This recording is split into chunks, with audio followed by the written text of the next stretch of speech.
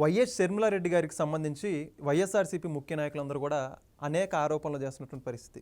గత కొద్ది రోజుల క్రితం వైఎస్ జగన్మోహన్ రెడ్డి గారు లాంటి అన్న ఎవరికి ఉండకూడదని చెప్పేసి షర్మిలారెడ్డి గారు చేసినటువంటి వ్యాఖ్యలు దృష్టిలో ఉంచుకొని వాళ్ళందరూ కూడా మూకుమ్మడిగా ఈ యొక్క షర్మిలారెడ్డి గారి మీద ఈ యొక్క మాటలతో దాడి చేస్తున్నారని చెప్పేసి చెప్పుకోవచ్చు. మరి మొత్తానికి ఇదే అంశానికి సంబంధించి పూర్తి విషయాలు తెలుసుకోవడానికి మనతో పాటు ఉన్నారు ఆంధ్రప్రదేశ్ రాష్ట్ర కమ్మ సంక్షేమ మరియు అభివృద్ధి కార్పొరేషన్ డైరెక్టర్ అచ్మిల్ శ్రీనివాసరావు గారు. సార్ నమస్కారం అండి. నమస్కారం అండి. సార్, ఇప్పుడు షర్మిలారెడ్డి గారి గురించి వైఎస్ఆర్సీపీ మొత్తం టార్గెట్ చేసుకుని అసలుకి మీ తండ్రి గారు సంపాదించిన ఆస్తుల్లో మీకు హక్కు ఉంటుంది, కానీ జగన్మోహన్ రెడ్డి గారి ఆస్తుల్లో మీకు ఏం హక్కు ఉంటుంది, జగన్మోహన్ రెడ్డి గారు లాంటి అన్న మీకు ఎక్కడైనా దొరుకుతాడా, అసలు అన్నగారి మీద ఎందుకు అంత విమర్శలు చేస్తున్నారు, చంద్రబాబు నాయుడు గారి కోసం షర్మిల పనిచేస్తుందని చెప్పేసి మాట్లాడుతున్న వాళ్ళందరూ కూడా వాళ్ళ వ్యాఖ్యల గురించి మీరు ఏమంటారు? ఇప్పుడు షర్మిల గారు జగన్మోహన్ రెడ్డి గారి చెల్లెలుగా మాట్లాడుంటే అది క్లియర్గా వాళ్ళ పర్సనల్ కుటుంబ వ్యవహారం, మనం ఎవరు మాట్లాడకూడదు, వాళ్ళు చూసుకుంటాం. అంటే మనం దాని మీద వ్యాఖ్యానం చేయడానికి కానీ దాని మీద ఇలా రకరకాలుగా మాట్లాడడం కానీ అవకాశం లేదు, తప్పు మాట్లాడితే. కానీ ఆవిడ ఒక జాతీయ పార్టీకి రాష్ట్ర అధ్యక్షురాలు ఆంధ్రప్రదేశ్లో.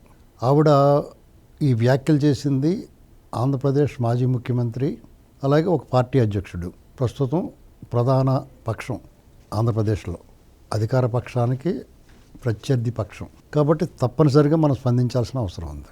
ఎందుకంటే ఆవిడ మీద వచ్చిన విమర్శలకి ఆవిడ ఒక రకంగా జగన్మోహన్ రెడ్డి అంటే ఉమ్మడి శత్రువుగా భావించాలి మనం జగన్మోహన్ రెడ్డిని. లైక్ మైండెడ్ డెఫినెట్గా మనం ఆవిడ ఖచ్చితంగా సపోర్ట్గా మాట్లాడతాం. నైతిక మద్దతు ఇవ్వాలి. ఆవిడ మీద విరుచుకుపడే ఆ మధ్యకాలంలో కూడా ఆవిడని వ్యక్తిత్వ హననం చేస్తా, కుటుంబం గురించి, ఇంటి పేర్ల గురించి రకరకాల వ్యవహారాలు చేశారు ఆవిడ భర్త గురించి అదని. కాబట్టి అప్పుడు మద్దతుగా నిలిచాం. ఆవిడ స్థానంలో ఏ ఆడబిడ్డనో అలాగే నిలుస్తాం. ఈవెన్ వైసీపీ వాళ్ళు ఉన్నా సరే. ఆవిడేం తప్పు మాట్లాడింది? జగన్మోహన్ రెడ్డి లాంటి అన్న ఎవరికి ఉండకూడదు అంది. డెఫినెట్గా ఉండకూడదు. ఎందుకంటే ఒక తోడబుట్టింది అంత ఆక్రోశ్ ఇచ్చిన తర్వాత ఇంటి ఆడబిడ్డ కంటిలో నీటి చుక్క రాలితే సర్వనాశనం అయిపోతాడు ఎవడన్నా. ఎందుకంటే జగన్మోహన్ రెడ్డి ఏమనుకుని ఉండొచ్చు, ఇచ్చి ఏది ఇచ్చాం కదా ఇంకా దానికన్నా అనవసరం అనుకోవచ్చు. ఇప్పుడు సతీష్ రెడ్డి అన్న అతను మాట్లాడుతున్నాడు కదా, జగన్మోహన్ రెడ్డికి ప్రత్యర్థిగా ఇంట్లో బాధ ఉండి ఆస్తుల విషయంలో, అధికారం విషయంలో, రాజకీయ పార్టీ విషయంలో, కష్టపడ్డ విషయంలో అన్నిటా జగన్మోహన్ రెడ్డితో ఈక్వల్గానో కొంచెం ఎక్కువగానో కష్టపడిన షర్మిల గారిని పక్క దూసేసాడు జగన్మోహన్ రెడ్డి. ఆవిడ బాధలో ఆవిడ చెప్పుకుంది. మరి సతీష్ రెడ్డికి చంద్రబాబు నాయుడు గారు ఏం లోడ్ చేశాడు? అతనికి ఎమ్మెల్సీ ఇచ్చాడు. పులివెందుల్లో పోటీ చేస్తున్నాడు కాబట్టి అతనికి కావాల్సిన వనరులని సమకూర్చారు ఎప్పటికప్పుడు. అతను వాళ్ళతో కొమ్మక్కి అయిపోయినా ఇప్పుడు ఏమర్థమవుతుందంటే ఎన్నాళ్ళలో కూడా కొమ్మక్క రాజకీయాలు చేసాడని అర్థమవుతుంది. అతను గడ్డాలు అవి పెంచుకుని, మీసాలు పెంచుకుని భూసోళ్ళ తయారైనప్పుడు ఆ గండికోట రిజర్వాయర్ నీళ్ళు ఇచ్చారు. ఇవాళ ప్లేట్ అధికారం పోయినంటే ప్లేట్ మార్చి సటే పక్క పోయాడు, ఇంక పని అయిపోయిందని అన్నట్టుగా. డి సినిమాలోను అతను ఏపుకి వెళ్ళిపోతాడు కదా, శ్రీహరి ఏపుకి వచ్చేస్తాడు కదా, ఆ టైప్ నుంచి ఒకడు బ్రహ్మాజీ అలా వచ్చేసాడు, అలా వెళ్ళిపోయాడు. కానీ అభి పిక్చర్ బాకీ హై అన్నట్టు మళ్ళీ బొమ్మ మారింది. కాబట్టి ఇంక తప్పగా ఆ టైప్కి వెళ్ళిపోయాడు కూడా మాట్లాడుతున్నాడు. అంటే కొత్త భిక్షగాడు పొద్దురగడు అన్నట్టు, కొత్త పూజారికి నామాలు ఎక్కువ అన్నట్టుగా ఓవరాక్షన్ చేస్తున్నాడు. అసలు వైసీపీలో బాగా లబ్ధి పొంది వైసీపీలో అధికారం అనుభవించినట్టు ఎవడు మాట్లాడతలేదు. ఇలాంటి 6 వేళ్ళు సబ్స్టిట్యూట్ ప్లేయర్స్ అంటారు కదా, అటువంటి వాళ్ళు మనసు సబ్స్టిట్యూట్ ప్లేయరే అయితే తెలుగుదేశంలో ఉండే ఆడిగోడు వాళ్ళ తరపున, వైసీపీ తరపున, లేకపోతే అంతకుముందు రాజశేఖర రెడ్డి తరపున టీడీపీలో ఉండే ఆడివాడు ప్లే ఆట. ఇప్పుడు డైరెక్ట్గా వాళ్ళ దాంట్లోకి వెళ్ళిపోతే మరి అక్కడ ప్లేస్ ఏముంటుంది? అంత సబ్స్టిట్యూట్ ప్లేయర్ 6,000 పక్కన పడి ఉంటాడు. కాబట్టి కొంచెం ఎక్కువ దురద వస్తుంది. అతను మాట్లాడుతున్నాడు, 4 దురద తీరట్లా. షర్మిల గురించి ఎక్కువ వ్యాఖ్యానిస్తున్నాడు. షర్మిల గారి గురించి రాజకీయ పార్టీగా పక్కన పెడితే ఒక ఆడబిడ్డగా ఆవిడ కోరికలో న్యాయం ఉందా లేదా చూడు. ఎందుకంటే తండ్రి ఆస్తిలో ఏదైనా కానీ కూతురికి ఓటం ఉంటుంది. జగన్మోహన్ రెడ్డి సొంత ఆస్తులు ఇచ్చాడు కదా అంటున్నాడు అతను. జగన్మోహన్ రెడ్డి ఏమన్నా పోలవరం డ్యాములకి అది మట్టి అది మోసి కాలువలు తవ్వి ఇలాంటి పనులు ఏమైనా చేసి సంపాదించాడా? వాళ్ళు బాబు అడ్డం పెట్టుకుని దొబ్బేసింది కదా అంతా. అటువంటిప్పుడు అందులో దొంగ సొమ్ము మంచి సొమ్ము శరీరం ఇవ్వాలి కదా. మరి నేను జైల్లో ఉన్నాను కదా అంటాడు. నువ్వు జైల్లో ఉంటే నీ బదులు పనిచేసింది కదా, ఇక్కడ పాదయాత్రలే చేసింది కదా. దానికి బదులుగా నువ్వు జైల్లోకి వెళ్ళి ఆవిడేమో బయట పనిచేసింది, పాదయాత్ర చేసింది. 2 లెవెల్ అయిపోతాయి కదా. పైగా జగనన్న వదిలిన బాణానని చెప్పి నీకన్నా ఎక్కువ బాగా మాట్లాడింది. ఇవాళకి నీకన్నా ఎక్కువ బాగా మాట్లాడుతుంది. నీకన్నా ఎక్కువ గౌరవించాలనిపిస్తుంది ఆ అమ్మాయిని. మామూలుగా అయితే రాజశేఖర రెడ్డి ఫ్యామిలీ అంటే నేను కళ్ళు మూసుకుంటాను, వాళ్ళు చూడను. కానీ నీకంటే ఎక్కువ గౌరవించాలనిపిస్తుంది. ఎంతో కొంత న్యాయం ఉంది. వాళ్ళ చెల్లెలకి అక్క చెల్లెలో మరి సునీతారెడ్డి గారికి బాసటగా నిలబడింది. అన్యాయం జరిగింది, అక్కడ క్రూరంగా చంపేశారు చిన్నాన్నని. ఆ అమ్మాయికి అన్యాయం జరుగుతుంది, న్యాయం జరగాలని చెప్పేసి నువ్వేం మాట్లాడుతున్నావు నీ చిన్న చావు గురించి, పసిబిడ్డ వాడు చంపుతాడా, ఆ కన్ను ఈ కన్ను, ఇలాంటి మాటలు మాట్లాడి అసలు నువ్వే చేయించేవేమో అనుమానం అందరికీ కలిగేలా చేస్తాం. నువ్వే చేయించావని వీళ్ళకే తెలుసు కాబట్టి నీ మీద అంత కోపం ఉంది వాళ్ళకి. కాబట్టి ఈ విషయంలో షర్మిల గారిదే రైట్.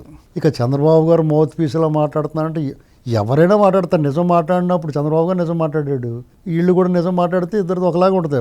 డెఫినెట్గా నీ విషయంలో ఎవరైనా ఒకటి అవుతారు. ఎందుకంటే నీ వ్యవహార శైలి అలాంటిది. రాజకీయమా అరాచకం, అవినీతిలో అంతులేదు, దోపిడీలో నిన్ను మించిన వాళ్ళు లేడు. ఇలాంటి విషయాల్లో అయిన వాళ్ళు కూడా నువ్వు ఆకుల్లో పెడతావు, కానీ వాళ్ళు కంచాల్లో పెడతావు. అది కూడా ఉందో లేదో తెలియదు. ఆ చుట్టుపక్కల ధనంజయ రెడ్డిలు, ఆల్రెడ్డి వీళ్ళందరూ పోగేసుకుని వాళ్ళ చేత పనులు చేయించుకుని వాళ్ళు వాటాలు ఇచ్చావు. మిగతా పార్టీ వాళ్ళకి ఏమైనా ఇచ్చామంటే మిగతా క్యాస్ట్ వాళ్ళకి ఏమి ఉండదు. నీ దాకా దగ్గరగా ఉన్న బ్యాచ్నే నువ్వు పోషిస్తావు. వాళ్ళు నీ కోసం ఏమన్నా తెలియదు, గుర్తులేదు, మర్చిపోయి ఉంటారు నీ పేరు చెప్పకుండా. ఇది నడుస్తుంది ఇక్కడ.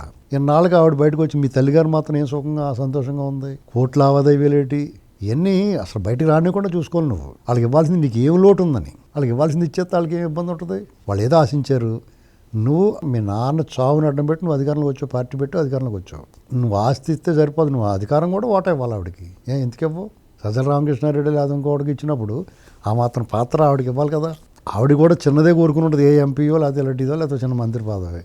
నిన్ను కాదని ఎక్కడ పోద్ది అమ్మాయి? తప్పు కదా. నువ్వు మరీ అంత అంటే ఇది జగన్కి మధ్య షర్మిల మధ్య గొడవలా కనపట్ల, వదిన ఆడపడుచుల మధ్య గొడవలా కనపడుతుంది. దానికి నువ్వు బెండ్ అయిపోయావు.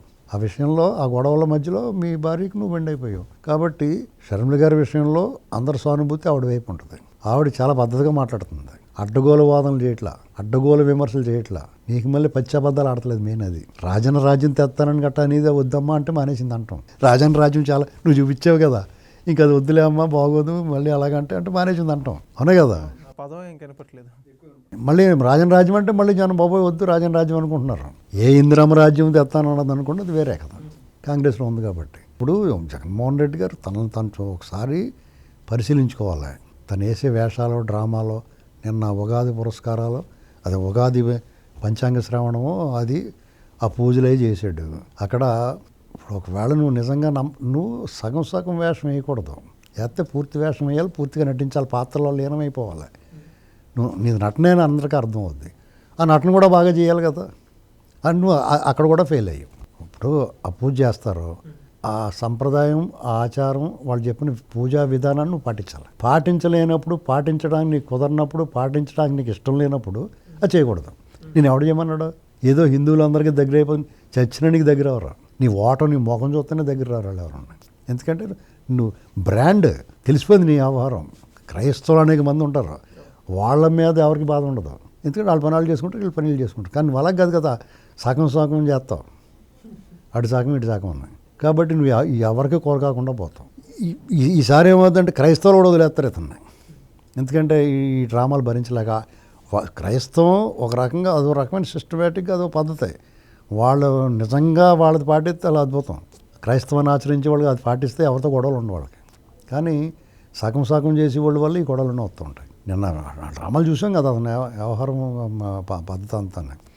అతను పట్టుకుని వీళ్ళందరూ మాట్లాడుతూ ఉంటారు. షర్మిల గారు క్రైస్తవురాలు, ఆవిడ డైరెక్ట్గా ప్రార్థన చేసుకుంటుంది. ఎవరిని అబ్జెక్ట్ చేయడా?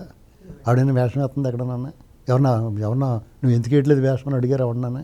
నువ్వు తిరుపతి ఎందుకు వెళ్ళట్లేదు, తిరుపతి రావేటి, నువ్వు డిక్లరేషన్ ఇచ్చిరా అని అంటున్నారు ఎవడన్నా? డిక్లేర్ చేసింది నేను క్రైస్తవురాలు అన్నట్టుగా. వాళ్ళ ఆయన క్రైస్తవుడు, క్రైస్తవ మత ప్రబోధకుడు. దానికి డిసైడ్ అయి ఉన్నారు జనం. నువ్వు అలా ఎందుకు ఉండలేకపోతున్నావు, ఈ మోసం ఎందుకంటున్నాను అంటే నీలో నకిలీ ఉంది. లేదా మిగతా నాయకుల్లాగా సర్వమత సాభ్రాతత్వం, అందరితో సమానంగా ఉంటామని అన్ని మతాలని గౌరవించి వాళ్ళ మతం ఏదో ఉంది దాన్ని ఆచరించడం అనేటువంటిది ఒంటరికి అభ్యంతరం ఉండదు. నువ్వు అది చేయలేకపోతున్నావు. అంటే నువ్వు ఇంట్లోనూ, వీధిలోనూ, కుటుంబంలోనూ, రాజకీయ పార్టీలను అన్ని విధాలు నువ్వు సర్వభ్రష్టుడు. కానీ నేను ఇంకా కీర్తిస్తూ ఉంటారు ఆ సతీష్ రెడ్డి లాంటి వాళ్ళు. వాళ్ళకి ప్రాణభయమో లేకపోతే ఏదైనా ప్రలోభమో లేకపోతే ఉన్న పార్టీలో బీటెక్ రవి వాళ్ళంటే పడకో అలాగొచ్చి మాట్లాడుతుంటే ఎవరికాళ్ళు ఈ టైప్ అభ్యంతరాలు ఉంటే తప్ప తెలుగుదేశం పార్టీ ఎవరినైనా గౌరవించింది. వాళ్ళకి ఇవ్వాల్సిన స్థానాన్ని ఎప్పుడుగో వాళ్ళ అర్హత లేని వాళ్ళు కూడా ఛాన్స్ ఇచ్చింది ఒక్కోసారి. అందులో సతీష్ రెడ్డి లాంటి ఒకడు అసలు అర్హత లేకపోయినా అతనికి అందలం ఎక్కించింది. అలా అందలం ఎక్కించిన టీడీపీకి ముట్టుకేసిపోతాం అనేటువంటి సర్వసాధారణం.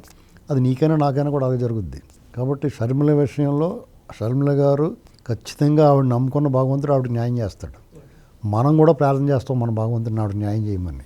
అలాగే ఆవిడ కోరిక ప్రకారం సునీతారెడ్డి గారు కూడా న్యాయం జరిగినప్పుడే ధర్మం 4 పాదాల మీద నడిచినట్టు, కనీసం 3 పాదాల మీద నడిచినట్టు. ఒకవేళ ఈ చట్టము న్యాయము ఈ రాజ్యాంగంలో నుంచి వీటి నుంచి తప్పించుకున్న జగను ఖచ్చితంగా ఇంతమంది ఆక్రోశం నుంచి మాత్రం తప్పించుకోలేడు. Thank you sir. Please subscribe to Leo News for more videos.